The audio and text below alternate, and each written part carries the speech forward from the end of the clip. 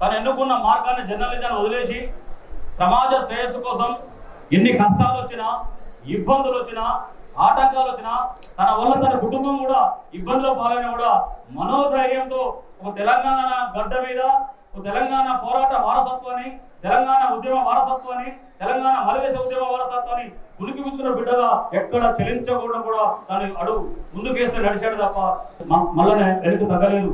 మనం అందరం కూడా నమ్మి మలిదేశ ఉద్యమంలో మానకోటకు పెద్ద పీట వేసాం. ఎందుకంటే జగన్ కింద మానకోట దెబ్బ చూపించగలిగాం మనం. తెలంగాణ ఉద్యమంలో మలిదేశ ఉద్యమంలో మానకోటకు ప్రధాన పాత్ర ఉంటుంది. ఆ ప్రధాన పాత్ర ఉన్న గడ్డపైన మల్లన రావటం మనందరినీ మరొక్కసారి ఉత్తేజితం చేసింది. మహబూబాద్ కాన్స్టిట్యున్సీ, డోర్నకల్ కాన్స్టిట్యున్సీ గతంలో మీ అందరికీ తెలుసు. ఈ రెండు కాన్స్టిట్యున్సీకి కాంగ్రెస్ పార్టీ అనేది ఒక కంచుకోట. అటువంటి కంచుకోటని ఈసారి దిమ్మ తిరిగే మెజార్టీ కూడా చూపించారు ఇక్కడ ప్రజలు.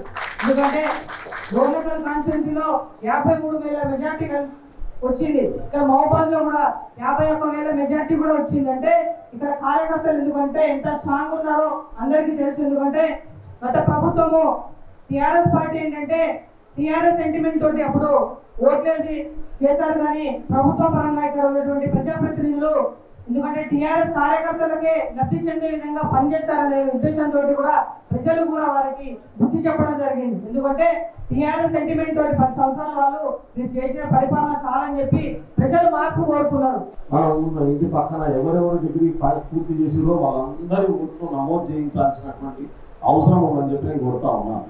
ఎందుకంటే మల్లన్న ఎమ్మెల్సీగా గెలవాలంటే ఆయన ఇంతకుముందు ఒక్కడే కొట్లాడి ఆయన ఒక్క చేతితో నడిపించాడు, గడగడలాడించాడు కేసీఆర్ను. ఈ రోజు కూడా కేటీఆర్కు ఈయన కొట్టిన దెబ్బతో పిచ్చెక్కి మాట్లాడుతున్నాడు. రోజు కేటీఆర్ మాట్లాడుతుందో చూసింది కదా మీరు, అది మల్లన్న దెబ్బే. ఆ దెబ్బతో ఇంకా ఆయన ఎర్రగడకి ఎప్పుడు పోతుందో నాకైతే తెలియదు, కానీ పోయే పరిస్థితి అయితే వచ్చింది.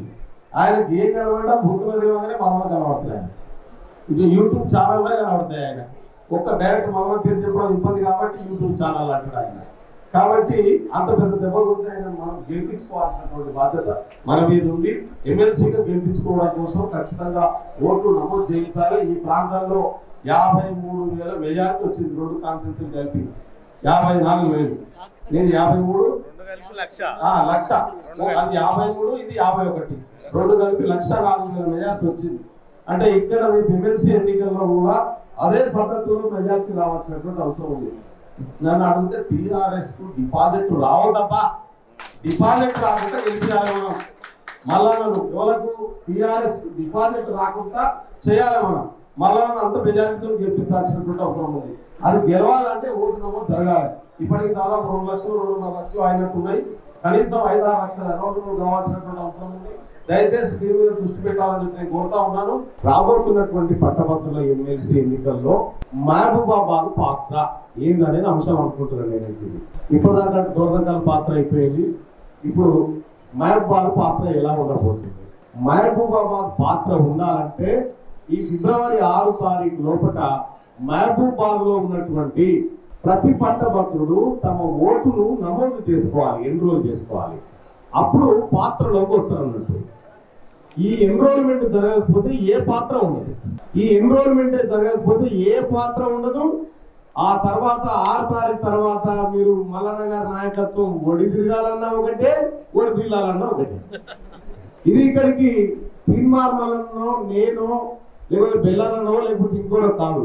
గౌరవ ముఖ్యమంత్రి రేవంత్ రెడ్డి గారు ఈ ఎన్రోల్మెంట్ కార్యక్రమ బాధ్యతలు మాకు అప్పచెప్పి ఇక్కడ ఉన్నటువంటి పట్టభద్రుల చేత ఓటు హక్కు నమోదు చేయించే కార్యక్రమాన్ని మాకు అప్పచెప్పింది. అందులో భాగంగా ఇక్కడికి రావడం జరిగింది. ఇక్కడ ఉన్నటువంటి కాంగ్రెస్ పార్టీ నాయకులకు అన్న కూడా ఒక చాలా కీలకమైన మాట చెప్పారు. ముర్రాన్నకి ఎంత ఇచ్చారు మెజార్టీ? 51,000. మరి పట్టభద్రుల ఎమ్మెల్సీ ఎన్నికల్లో మినిమం అంత రైతు ఉండాలి కదా. ఇది అంతకన్నా తగ్గితే పర్ఫార్మెన్స్ తగ్గినట్టే అవుతుంది. అదో పంచాయతీ అయిపోయింది. ఎక్కువ మెజార్టీ వచ్చి పెద్ద పరిచయం అయిపోయింది. ఇప్పుడు మళ్ళీ అందేమన్నాయి. పార్లమెంట్ ఎన్నికలు అంతే చూపి అన్నాయి, పట్టభద్రుల ఎమ్మెల్సీ ఎన్నికలు అంతే చూపి అన్నాయి. అంతకంటే ఎక్కువనే చూపించాలి. అగో ఆ పరిసరం వచ్చి పడ్డది ఇప్పుడు మా వాళ్ళకి. నేను నమ్ముతున్నా అంతకంటే రెట్టింపు స్థాయిలో ఈ మానుకోట జిల్లా ఖచ్చితంగా పార్లమెంట్ ఎన్నికల్లో కానీ పట్టభద్రుల ఎమ్మెల్సీ ఎన్నికల్లో కానీ మెజార్టీని ఇస్తుంది. అది గతంలో కూడా జరిగింది, ఇప్పుడు కూడా జరుగుతుంది. అయితే ఇక్కడ ప్రధానంగా 2020 నవంబర్ 20 తారీఖు నవంబర్ లోపు డిగ్రీ ఎవరైతే పూర్తి చేసుకున్నారో వాళ్ళు ఓటర్లుగా నమోదు చేసుకోవాలి. ఎట్లా నమోదు చేసుకోవాలి?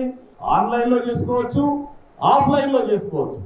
ఆన్లైన్లో చేసుకుంటే co.telangana.gov.in లో ఫామ్ నెంబర్ 18 క్లిక్ చేసి దాంట్లో మీ డిగ్రీ మెమో, మీ ఆధార్ కార్డు, మీ ఓటర్ ఐడి కార్డు, ప్రస్తుతం ఉన్న ఓటర్ ఐడి కార్డు, ఒక ఫోటో, ఇవన్నీ అప్లోడ్ చేయడం ద్వారా మీరు ఓటుకు అప్లై చేసుకుంటారు. ఆ ఓటు వివరాలు మీ సంబంధిత మండలానికి చేరి ఆ మండల రెవెన్యూ అధికారి ఎవరైతే ఎంఆర్ఓ గారు ఉంటారో ఆయన బిఎల్ఓకి మళ్ళీ ఆ ఫామ్ అప్పచెప్పి ఆయన దరఖాస్తు చేసుకున్నాడు, ఆయన డిగ్రీ చదివిందా లేదా, ఈ వివరాలన్నీ కరెక్టేనా అని బిఎల్ఓతో ఎంక్వైరీ చేయించి ఇది నిజమే అనుకుంటే అప్పుడు ఓటు హక్కు మంజూరు అవుతుంది. ఇది ప్రాసెస్. ఇప్పుడు ఈ కేసీఆర్ ప్రభుత్వాన్ని కూల్చేటువంటి కార్యక్రమంలో భాగంగా అనేకమైనటువంటి పోరాటాలు ఈ మానుకోటలో, ఈ మహబాద్ లో మా టీం చాలా స్ట్రాంగ్ గా ఉంటుంది. మా టీం కూడా అనేక సార్లు మా పైన దాడులు జరిగినప్పుడు మా టీం వెన్నట్టు నిలబడేది. ఇక్కడ ఈ పోరాటం అంతా ఒక భాగం, ఈ పోరాటం అంతా ఒక భాగం. ఇప్పుడు జరగబోతుంది ఇంకొక భాగం. ప్రతిరోజు లేస్తే కేటీ రామారావుది, హరీష్ రావుది బిల్లా రంగాన్ని పేరు పెట్టిండు మా ముఖ్యమంత్రి గారు. వాళ్ళకి అలా బిల్లు ఎవడో రంగు ఎవడో చెప్పలేదు, అలా బిల్లు ఎవడో రంగు ఎవడో చెప్పలేదు. బాబా మడదలకు పిల్ల రంగాన్ని పెట్టిండు. ఆయన శోభరాజ్, చార్లెస్ శోభరాజ్ అని తండ్రి గారికి ఇచ్చిండు ఆ బిల్లు, ఆయన అంకితం. ఈ చార్లెస్ శోభరాజ్ ఎవడు, బిల్లా రంగు ఎవడు అనేది మీ అందరికి ఎరికే. వాళ్ళ మీద వాళ్ళ పేర్ల మీద సినిమాలు కూడా వచ్చినాయి.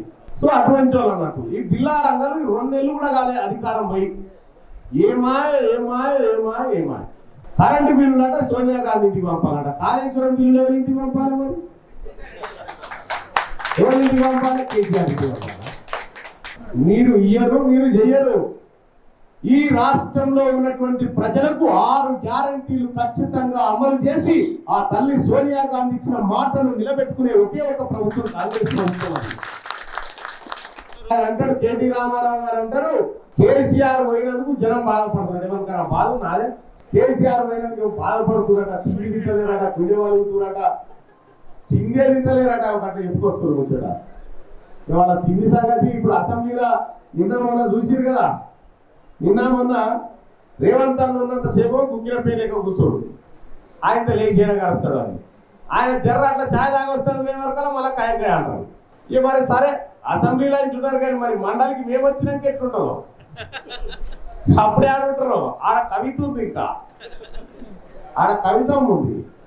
కాబట్టి ఒకటి, కాంగ్రెస్ పార్టీ ఎవరి మీద కక్ష సాధింపులకు దిగే పార్టీ కాదు.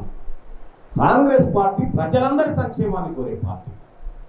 మేము కేసీఆర్ సంక్షేమాన్ని కూడా కోరుతాం.